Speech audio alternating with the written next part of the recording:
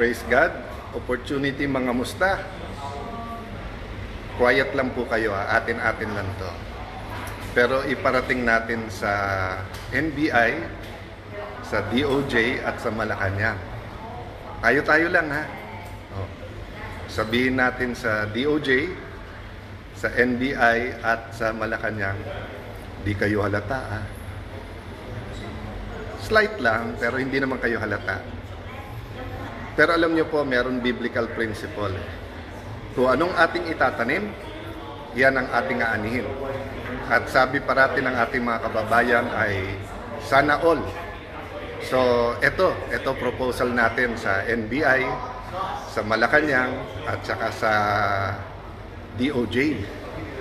Imbestigahan niyo yung Southeast Asian Games of 2019 kung saan tayo nag-overall champion at tinangala ng buong Southeast Asia. Imbestigahan nyo ng husto, bigay nyo lahat. We will support totally. Pag sinabi kong we, ako, at hinihimo ko lahat ng mamayan, supportahan yung investigasyon na yan. Tapos, ako naman, 10 ng aming mga kasama na ngayon ay nasa minority, imbestigahan naman namin ang flood control. Deal? So, madali lang yan, Malacanang, kasi sumusunod naman sa inyo sila Senator Erwin, sila Senator Lacson, yung mga nasa Blue Ribbon. Kalabitin nyo na. Total, 30 weeks. Matagal po tong impeachment. At sabi nga, wag panay technicalities. Lalo po ang Blue Ribbon Committee, wala masyadong technicalities doon. So, wag po tayo mangamba sa kahit anong investigasyon. Salamat po sa lahat na nagpaparating ng suporta, lalo po yung prayers. Pagkatapos sabihin na incidental lang dahil yung building, biglang pinawalang sala na ang mga kakampi nila. Tapos sinabi ng DOJ, tama yung investigasyon na yan. Tapos ang Malacanang, naimbestigahan na daw yung sekretary nila, pero ako daw, hindi pa. Okay lang, imbestigahan natin lahat. Pero hindi naman siguro bad words ang flood control. Ang bad words ay cover up. So, tamang-tama, magsosona na ulit. Bigyan natin ng pwedeng pag-usapan ang mahal natin Pangulo na tunay na mga pangyayari. May list na kami ng mga witnesses na mga matitibay. Yung iba, nasabi na in public. So, supportan natin lahat. All-out investigation, katotohanan, para magbago na yung ating bayan. So, we always start out by thanking God, praising God. Napakarami pong pinagdadaanan ng ating bayan. A lot of people po have lost their jobs. A lot ng negosyo ay struggling. Gumagrabe po ang krimen. Senseless po ang killings na nangyayari at lubusan po kaming nakikiramay dun po sa mga nagiging victims ng senseless crimes. I mean, it's hard enough po na yung mga namamatay sa sakit at saka sa gutom, kawalan ng trabaho, kawalan ng pag-asa, but when there are also senseless killing, and of course, lalo pa pag medyo young pa, they deserve a full life, di ba? So, sometimes the most difficult time to say thank you, Lord, is when it's the hardest of times, no? But as a nation, we thank God for the Philippines. We thank God for lahat ng Pilipinos. Marami talagang dapat managot na leaders natin, but we also still pray for our leaders. No? So tonight, I want to answer some issues and again, talk about our economy regarding yung sunod-sunod na announcement ng ayuda. Any help from the government, any ayuda is good. But we have to discuss saan nila kukunin ng pera, paano nila distribute, at ano yung programa at ano yung purpose. So let me start muna with mistakes. No? Klarong-klarong mistake lang. 3 mistake lang. Sinabi po ni Senator Erwin Tulfo, wag daw akong masyadong hot dun sa flood control investigation. Ang sabi niya, relax lang daw ako.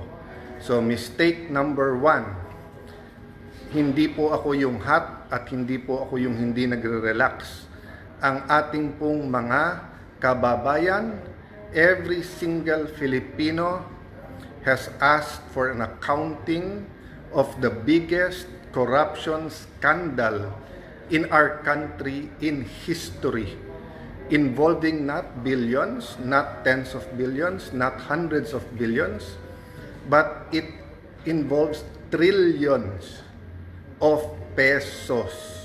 Dahil every year po lampas 5 trillion pesos ang ating budget, and since 2023, 1 trillion more or less sa DPWH pa lang na infrastructure, more or less 1/3 doon ang flood control, yung pa lang na imbestigahan. So when you tell us, Senator Erwin Tulfo, relax ka lang, grabe ang init ng ulo mo pag sa programa mo sa TV at radyo, 2-3 tao kausap mo, problema ng mag-asawa, tama yon. Kasi those are real lives and real problems. Pero ito problema ng buong Pilipinas, sasabihan mo kami lahat, relax ka lang. Let me explain bakit ko sinasabing ang sinasabihan ni Erwin Tulfo ay lahat po tayo. Remember po, sa minority, toka-toka po kami. Ang nakatoka sa flood control ay si Senator Rodante Marcoleta. Okay? At siya nag-umpisa nito as chairman. At umpisa pa lang ng hearing, napapakanta na niya ang mga witness. Di ba? O anong naging problema? Pinalitan siya. O, pagkatapos siyang palitan, kinasuhan siya. Pagkatapos siyang kasuhan, di ba, nakapag-take over po ang grupo natin, inisa-isa po kami, sinugod po ng NBI ang Senado para hindi sana makaboto si Senator Bato. Afterwards po, May 13, full battle gear, sinurround na naman ang Senado, at pagkatapos inaresto si Senator Jinggoy, then inaresto naman po, bago arestuhin si Senator Marcoleta, ano po ginawa nila? Pinilit na hindi maka-hearing ang Blue Ribbon Committee kahit tumuloy. So my point is, I have to step in. Kinulong na nila yung tao Hindi man pwedeng sa minority, hindi man pwede sa Senado, si Senator Lacson at si Senator Erwin Tulfo na lang ang siyang mamahala sa flood control, tapos may pasahan sila ng bola sa DOJ at Ombudsman, at pipiliin lang nila yung witnesses, pipiliin lang nila kung sinong gusto nilang ipakulong at hindi. Samantalang ang linaw-linaw, sabi ni Senator Lacson, walang mastermind. Sinabi naman ni Ombudsman, meron.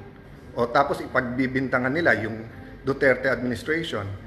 Ever since po, and in many countries, sa bidding at infrastructure may anomalya.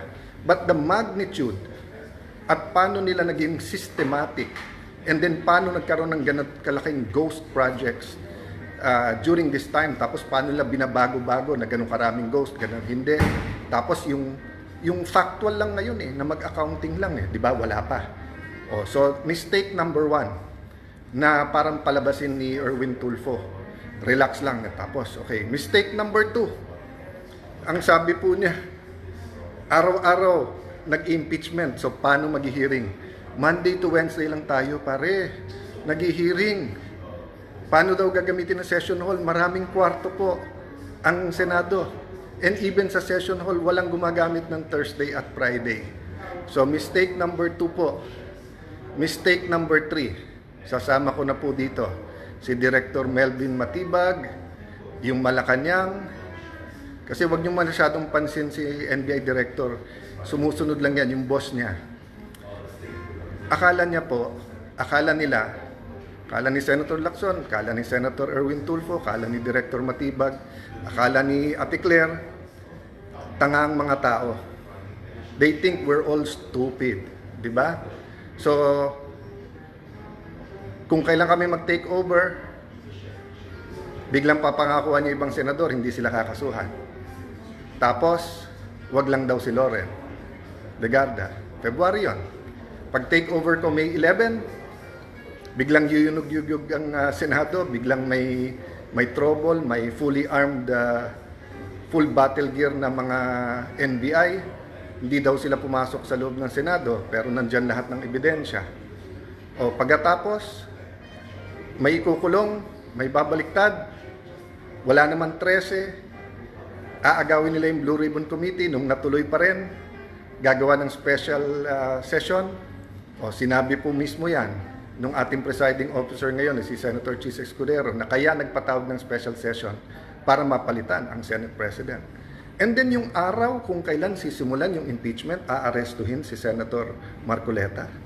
O tapos 2 weeks, ano ba ginagawa ko the last 2 weeks? Hindi ba trabaho ko?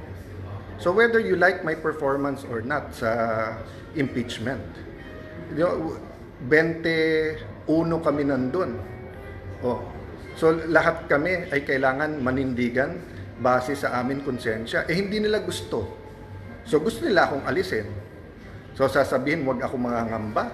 Alam naman natin yan, ngaw-ngaw, kaso, imbestiga, and then biglang plunder, biglang kulong. Diba? Bakit tayo papayag ng ganon? Nilalaban pa natin yung kay Senator Marcoleta. Nilalaban pa natin yung ginawa kay Jinggoy. Dadagdagan nyo pa. Kunwari pa kayo, nasasabihin nyo. 16 ang kailangan para 2/3 na yon para makonvict. And then, pag naging 21 na lang, sasabihin nyo 14 na lang. Pag naging 19 na lang, 13 pwede na. Diba? Kaya sabi ko nga, ingat po tayo. So, that's the third mistake, to think that we are stupid. Tapos sasabihin lang, incidental, hindi ako yung target, wag magagalit, and then parang on cue, yung ombudsman may sasabihin din. So, mga kapatid, kung gusto nilang manggipit, gusto lang gamitin lahat ng puwersa ng gobyerno, gamitin nyo. Pero yung just because print ng traditional media, nire-report yung sagot nyo, hindi ibig sabihin naniniwala yung tao, di ba? Total, nag-i-impeachment at tapos nakikinig kayo dun sa mga Latin terms. Senator Lacson, Senator Erwin Tulfo, eto, alam to ni Director Matibag, dahil abogado naman siya, res ipsa loquitur, di ba? I-research nyo yan kasi yan yung ginagawa nyo. Alam ng tao ang ginagawa ninyo. Okay. 30 weeks po, 30 linggo po yung impeachment. Importante po yan. Sige po. Daan milyon, bilyon ang pinag-uusapan. Pero daan milyon hanggang bilyon kung sakali. Ang pinag-uusapan po naman sa flood control, trilyon po ang ninakaw, daan bilyon. Hindi ba importante? Sabi, wag hat. Ano ba ginawa nyo the last few months? So, bakit sinabi ko sa ating ekonomiya? Ako po natutuwa pagka meron pong tulong sa ating mga kababayan at napakaraming mga programang nag-i-improve at gumaganda. Pero the last 2 days, sa mga announcement ng ating mahal na Pangulo, ang dami nagte-text sa akin, Senator Alan, tama ka pala. Kuya Alan, kaya pala yung 10K. Kaya babalikan ko lang ng konti yon, ha? Okay. 2020, nung nagkaroon tayo ng pandemic, tayo po ang nagkaroon ng pinakamatagal na lockdown sa buong mundo. Ang problema po sa lockdown, marami pong no work, no pay. At marami din po, isang kayod, isang tuka. Diba? Halimbawa, mga tricycle driver natin, kapag hindi sila lumabas, wala silang kakainin. So, upon the recommendation of one big businessman, si Sec Sunny Dominguez ng DOF, sa pagpupulong-pulong namin, kinausap ko po yung mga congressman, nagkaroon tayo ng package, yung Bayanihan 1, 10K po yun, 2 gives of 5K. So, noong 2021, going into 2022, sabi ko marami pang hindi nakaka-recover, so kaya ng ating budget magbigay. Pero pagkapanalo ni President Marcos, ayaw niya. Pero every single year po, tinatanong ko yon sa aming Chairman of Finance, 2 to 300, minsan 400 billion ang ayuda. So kaya pong bigyan ng 10K. Towards 2023, ako na mismo nagsabi, kailangan pa rin pero kailangan targeted at ang dapat unahin, syempre may sakit kasi yun talaga may kailangan. Pangalawa po, yung pong small businesses kasi sa 5-6 lang po talaga nangungutang. Hindi pwedeng random. Pero the past 2 days, sobra po yung mga ganda ng amounts na ina-announce. So sabi sa akin, Sir, may 12K pa. So kaya pala yung 10K. Bakit ngayon lang 2026? alam na yung sagot. O ano yung sagot? Nanakawin muna yung daan-daan bilyon bago kayo bigyan. Di ba? So 2023, 2024, 2025, ngayon, pwede naman pala magbigay. Nandiyan ang pera eh. Pero saan nilagay? Doon sa mga pwedeng nakawin. 10%, 15%, 20%, 25%, 30%. May ghost pa. So yung ghost, ibig sabihin, 100% ninakaw. Ngayon na galit na kayong lahat. At ngayon na malapit na magsona. At syempre, pataas ang presyo dahil mismanaged din po. May crisis talaga, pero mismanaged din yung ekonomiya natin. Mismanaged din po kasi yung ating priorities. Ang priorities, paano kunin ng Senate President? Ang priority, paano mag-impeachment? Hindi priority yung crisis sa nangyari sa Middle East at yung presyo ng gasolina at diesel. Di ba? So bakit ko po ito sinasabi? Kasi katukin natin ang DBM. Kamusta ang release ng budget para sa mga proyekto? Kasi kung hindi nare-release yung pera, hindi umiikot sa ating bayan ang pera sa ating ekonomiya. So, ang government spending ay napaka-importante. Tapos, a-announce ka ng ayuda, which is maganda, pero nanakaw na yung malaking halaga, and then mangungutang ka ng malaki, magbebenta ka ng gold, magbebenta ka ng mga property ng gobyerno kung kailan baksak yung presyo, tapos kung kailan mataas, wala na sa'yo. So, I leave it up to many more of the economists to talk about this, but our OFWs have to hear this because whether it was the 70s, 80s when you started moving, no, nung martial law and then yung oil shock noon, yung crisis no, economic crisis ng ating bansa, nung nalunod na tayo sa utang, and then yun nga, yung nagkaroon din naman ng crisis talaga noong 1997 and then nagkaroon ng crisis noong 2007, di ba? Pero nalampasan na po natin yan eh. Panahon ni President Pinoy, tapos panahon ni President Duterte, hanggang nagka-pandemic. Nagka-problema tayong pandemic, pero still, may capacity tayo mangutang, may capacity tayo magbigay ng ayuda. Ang problema, doon po sa pagnanakaw ang naging priority. So, ang problema po ngayon, maraming negosyante ang nahihirapan. Maraming nawawalan ng trabaho, yung iba baka magsara or mag-scale down. So yung how we will navigate all of this, we have to do it together. Hindi pwedeng nakaw na everyone and then walang huhulihin or yung huhulihin opposition lang, whether totoong may ginawa o hindi, and then tapon-tapon ka lang ng ayuda, di ba? Yun lang pong mga tinamaan ng bagyo, lindol, etc. Maganda yung relief program and many NDRRMC, yung pong DSWD, kudos sa inyo, I honor you. Grabe po ang inyong pagtatrabaho dyan. Pero, yung pong rehabilitation, di ba? Hindi pwedeng nawalan ng bahay, tapos bigyan ng 10 million, bigyan 20 million. It's much more than that, no? Maylene Reyes, magandang gabi sa iyo sa Australia. Katrina, Sergio George, yes, dapat ilista lahat ng binibentang assets ng gobyerno at lahat ng inuutang. Daming Hearts Like and Care, ADF, Mirel, Jamaica, Montreal, Merly Anaviso from, sorry, Canada ba yun? Sorry, ang bilis nung flag, no? Kaya talagang ganitong oras po, kasi gusto ko nga batiin ng ating mga OFW. Siguro po, hanap ako ng oras tomorrow, no? Kasi nga, sobrang daming issue at kailangan pag-usapan to. Pero I just like to tell you, you can manage the economy well, you can regain the trust of the people, you can have the impeachment, you can have the flood control investigation, and you can have the reforms. We can find a way na gawin lahat to at magkaisa kung gusto. Pero kung pro-protektahan yung mga kakampi, mga mastermind, remember, umiikot yung pera eh. Di ba? Yung, sabihin nyo lang, every year 100 billion yung nanakaw. So, sabihin mo, binulsa yung 90. Yung 10 billion na umiikot, grabe po yan ha.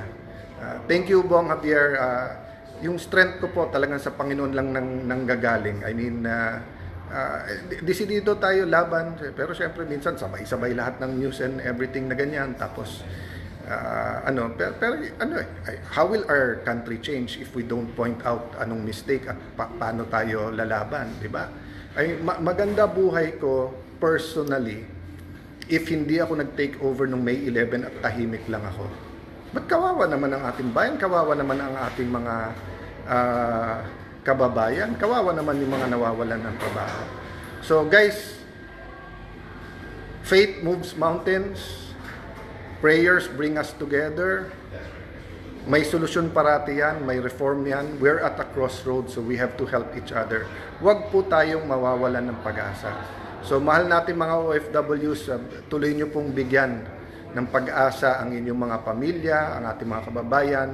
Maging active po tayo sa pagko-comment, sa pag-i-inform. No? Sabi sa akin ng isang kaninang nakausap ko, "Sir, ano bang magagawa namin? Wala naman kami gagawa." Sabi ko, "Hindi, di ba?" Sabi niya, nagpre-pray sila, o nagsusupport sila, nanunood sila. So katulad ako, lahat ng sabihin ko dito i-fact check, di ba? Sabi ni Erwin Tulfo, wala naman daw witness na pwedeng patawag. Siya muna ipatawag natin. Marami din siyang dapat ipaliwanag. Sige, dadagdagan ko bukas yan. Total, gusto niya ulit magdebate. Sige, wala nang ibang witness ha. O ikaw. Isa-isayin natin yung pwede mong i-witness at yung pwede ding imbestigahan sa'yo.